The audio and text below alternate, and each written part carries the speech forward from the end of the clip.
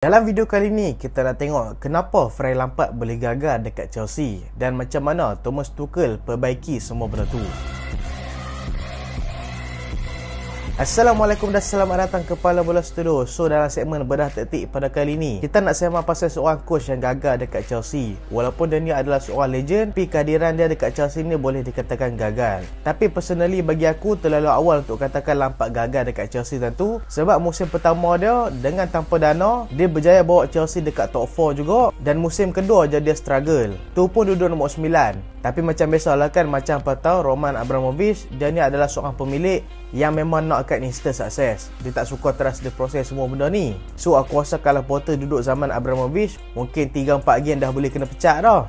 Aku rasa kalau Lampard duduk era Boehly ni kan, aku rasa memang dia bersara jadi coach kat sini je lah. Memang tak kena pecat lah. Walaupun Lampard tentu dikatakan teruk, tapi untuk pengetahuan apa, Chelsea lain ni lagi teruk lah. Walaupun baru menang semalam 1-0.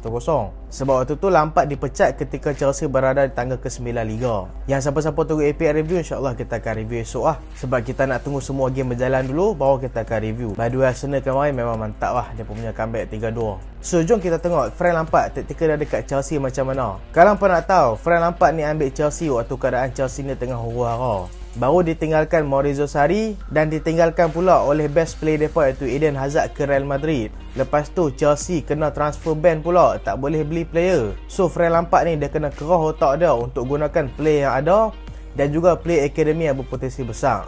Lagi-lagi waktu tu krisis injury dekat Chelsea memang agak banyak.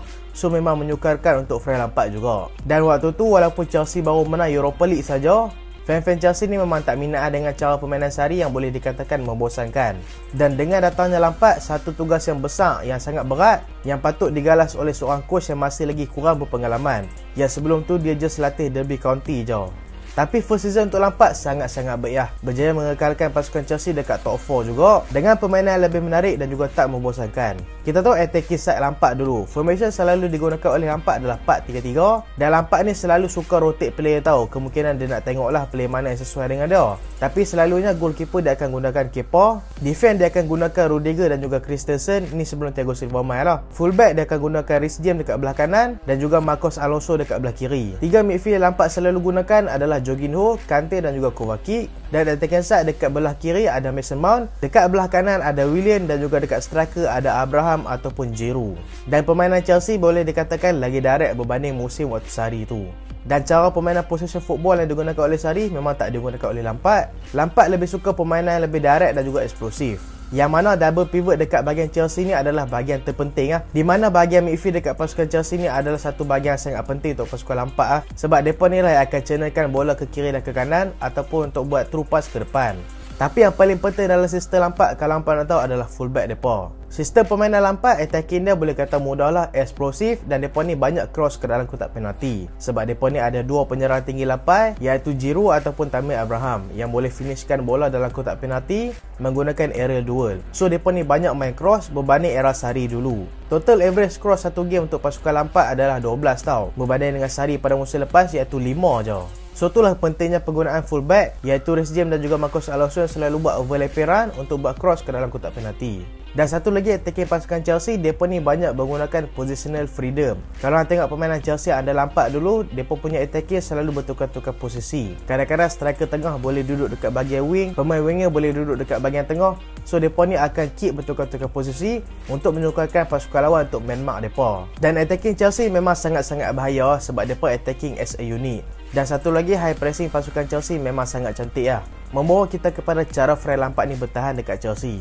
Cara pasukan Chelsea ada Lampard ni bertahan adalah mereka ni akan menggunakan high intensity pressing. Mereka ni akan buat high intensity press sampai ke defend dan mereka akan cuba dapatkan bola secepat mungkin, tutup space dekat bahagian midfield lawan untuk menyukarkan mereka ni nak buat passing. Sambil mereka ni ready untuk dapatkan bola kalau bola tu dapat dekat pivot pasukan lawan. So mereka ni memang akan rapat gila dengan defensif dan juga midfield pasukan lawan dan meningkatkan kemungkinan pasukan lawan untuk buat kesilapan. Dan banyak gol yang dijadikan oleh Chelsea under Frank Lampard ni berpunca daripada kesilapan pasukan lawan. Tapi kesilapan tu bukan sebab mereka buat kesilapan saja, tapi disebabkan tim Frank Lampard ni mereka press habis-habis. Dan memang terbukti Chelsea banyak skor gol daripada kesilapan pasukan lawan sendiri.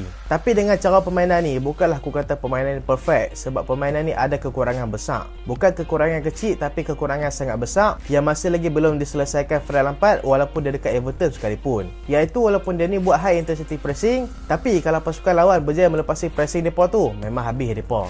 Sebab high intensity pressing Chelsea ni, mereka just gunakan midfield dan juga striker, yang mana Frank Lampard ni dia akan tugaskan bahagian back 4 untuk stay dekat bawah, biarkan mereka buat kerja dekat atas. Selalunya kalau satu pasukan tu main highline, contoh macam pasukan Liverpool mereka main highline, pasukan defense mereka akan naik ke atas sekali lah untuk membentuk formation yang highline. Tapi formation highline ni kena tahulah ada kelemahan, sebabnya hang ni mudah kena counter attack dan hang ni mudah kena run in behind kalau hang tak pandai buat offside trap. Dan itulah kemungkinannya pemain-pemain Chelsea selalu gagal daripada segi offside trap. Lagi-lagi waktu pre-season hang boleh tengok Chelsea banyak kali bolos, dan itulah sebabnya kemungkinan Lampard ni tak naikkan defensif dia, sebab bahagian defensif Chelsea selalu bolos gol melalui offside trap. Maksudnya mereka buat offside trap tak jadi, lepas tu mereka bolos. So dengan cara tu Frank Lampard buatkan, dia kata okey, defense hampa stay kat bawah, midfield dengan attacking naik atas. So bila defense stay dekat bawah, midfield dengan attacking naik atas, kalau pasukan lawan berjaya melepasi pressing tu, akan tinggalkan gap yang cukup besar antara midfield dan juga defense. So bila jadi macam ni lah, buatkan Chelsea selalu jadi masalah. Dan bagi aku masalah ni tak pernah diselesaikan oleh Lampard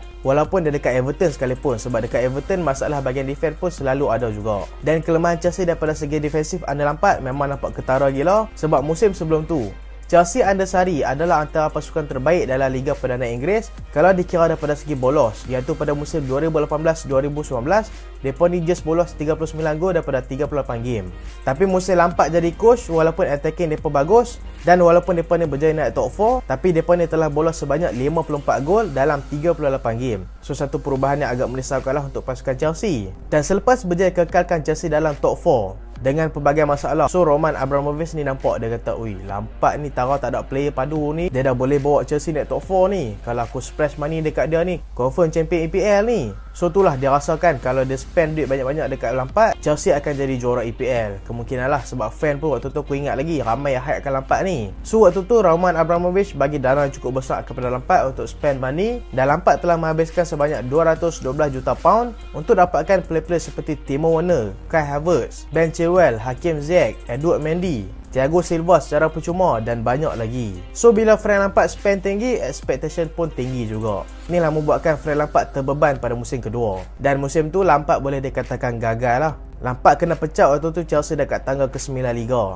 Just menang 2 game je daripada 7 last game mereka. Statistik ni nampak besar lah kalau nak compare dengan Potter lah ni. Hampa jangan duk compare dengan Potter lah ni. Statistik ni nampak teruk lah kalau coach under Abramovich. Sebab Abramovich ni memang dia mementingkan standard yang tinggi untuk pasukan Chelsea. Sebab itulah Chelsea mereka ni akan selalu menang trofi. Sebab Abramovich akan selalu berganti jurulatih sampailah mereka ni menang trofi. Bagi aku pembelian yang terlalu banyak yang membuatkan mereka ni susah nak melalui proses adaptasi. Itulah membuatkan mereka ni gagal pada musim kedua, membuatkan Frank Lampard pun gagal pada musim kedua dia. Dan ada juga rumor mengatakan yang Lampard ni dah hilang kuasa dekat dressing room, sebab ramai player dah start hilang kepercayaan dekat dia, sebab dia ni masih lagi coach yang sangat muda dan tak berpengalaman. So bila player dah hilang kepercayaan dekat hang nak buat apa lagi? Memang susah lah, nak atur taktik ke, nak bagi arahan ke, semua dah tak percaya dekat hang. Dan waktu tu kegagalan Chelsea pada musim kedua tu berpunca daripada signing mereka yang tak menjadi, seperti Timo Werner dan Kai Havertz yang nampak struggle untuk skor. Lagi-lagi Timo Werner lah, daripada panggul pun tak boleh skor. Dan satu peringatan dekat hampa, Frank Lampard waktu musim pertama dia dekat Chelsea, mereka ni berjaya duduk dekat top 4 disebabkan attacking mereka bagus walaupun defense mereka teruk. Tapi musim kedua tu memang membongkar defensif pasukan Chelsea, sebab attacking mereka teruk pada musim kedua, defensif mereka still teruk. So membuatkan mereka ni memang struggle gila nak menang. Sebab kalau musim sebelum tu walaupun defense mereka teruk tapi attacking mereka bagus, so mereka boleh overcome defense yang teruk tu untuk menang dengan gol yang banyak. Tapi disebabkan musim kedua Lampard tu attacking Chelsea semua tak function, so membuatkan Frank Lampard ni gagal untuk mengemudi pasukan Chelsea untuk menang EPL. Bukan menang EPL lah, untuk duduk dalam top 4 pun tak boleh. Dan Lampard macam biasa, macam kata tadi, dia tak pernah selesaikan masalah defense dekat pasukan Chelsea. Sebab defense pasukan Chelsea pun mereka dah akui sendiri yang Lampard selalu bagi arahan yang tak jelas. Dan kalau tengok susunan defense pasukan Chelsea selalunya terabuk lah. Dan offside track hanya kata memang selalu fail. Dan komunikasi antara defense pasukan Chelsea pun sangat teruk waktu tu. Dan kita fast forward ke depan, senang cerita Frank Lampard pun dah dipecat dah. Tapi bagi aku walaupun waktu tu Chelsea duduk dekat tangga ke-9 Liga, tapi Tapi Frank Lampard telah buat kerja sangat bagus dalam UCL untuk bawa Chelsea melepasi group stage. Sebab ramai berterima kasih dekat Thomas Tuchel sebab Chelsea menang UCL. Tapi ramai juga lupa yang Frank Lampard bawa Chelsea ni lepasi group tau. Walaupun mereka dapat group tu tak adalah susah sangat. Tapi still lah, Chelsea yang tengah underperform waktu tu boleh lepas group, boleh kata okey jugalah. So bila Lampard dipecat, mailah Tuchel yang tengah tak nak anggot dan baru kena pecat dengan PSG waktu Christmas hari tu, dan berjaya bawa Chelsea menang UCL dalam tempoh 6 bulan je dekat Chelsea. So tu memang satu pencapaian cukup luar biasa lah. Tuchel datang dekat Chelsea dengan satu cara permainan berbeza.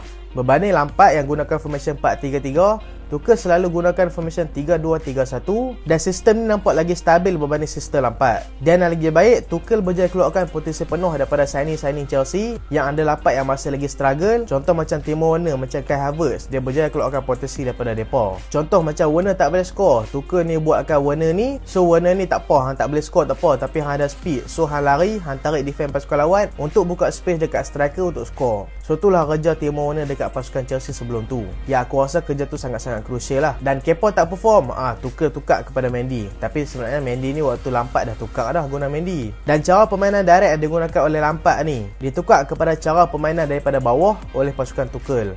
Sebab Chelsea ada Tuchel, mereka ni akan main build out daripada bawah. Dan barisan midfield lah, Kante, Jorginho dan juga Kovacic memang sangat-sangat mainkan peranan penting. Bagi aku, Kovacic adalah midfield yang sangat-sangat penting untuk pasukan Chelsea lah. Sebab selalu dengan cara permainan Tuchel ni, mereka ni akan melembak ke tepi, so membuatkan midfield pasukan Chelsea ni akan berhadapan one on one dengan pasukan lawan. So dengan kemahiran yang tinggi daripada segi dribbling daripada Mateo Kovacic, dia ni berjaya melepasi midfield pasukan lawan untuk attack ke depan. So kuasa memang Kovacic ni satu pembelian cukup baik untuk pasukan Chelsea. Walaupun ramai tak puji dia, tapi bagi aku dia ni adalah player yang patut dipuji lah. Player daripada Real Madrid memang selalu berguna lah. Dan kalau hang tengok betul-betul, walaupun expected goal under Tuchel lagi rendah berbanding Lampard. Sebab Lampard ni memang mereka main all out attacking tau. Tapi under Tuchel mereka main sistem yang lebih progresif dan juga lebih teratur. Walaupun expected goal under Tuchel ni rendah berbanding dengan Frank Lampard, tapi jumlah bolos pasukan Chelsea under Tuchel menurun dan lebih baik berbanding pasukan Frank Lampard. So ni membuktikan permainan Thomas Tuchel lagi stabil dan juga lagi progresif untuk pasukan Chelsea. Tapi sayanglah lalah kali Tuchel kena pecat, masuk pemilik baru, dia buat gila dia ambil Graham Potter. Tengoklah lah ni jadi apa kat Chelsea. Tapi lah ni Chelsea terus je proses je lah. Nanti next video insyaAllah lah kita akan sembah lagi detail tentang taktik pasukan Tuchel ni. Dan itulah video kali ni, kenapa Frank Lampard gagal dekat pasukan Chelsea dan macam mana Thomas Tuchel ubah gaya permainan Chelsea untuk menang UCL, untuk bawa Chelsea masuk top 4 balik. So itulah video kali ni dan terima kasih sebab tengok sampai habis. Jangan lupa like, jangan lupa share, jangan lupa subscribe. Aku Salihan. Assalamualaikum.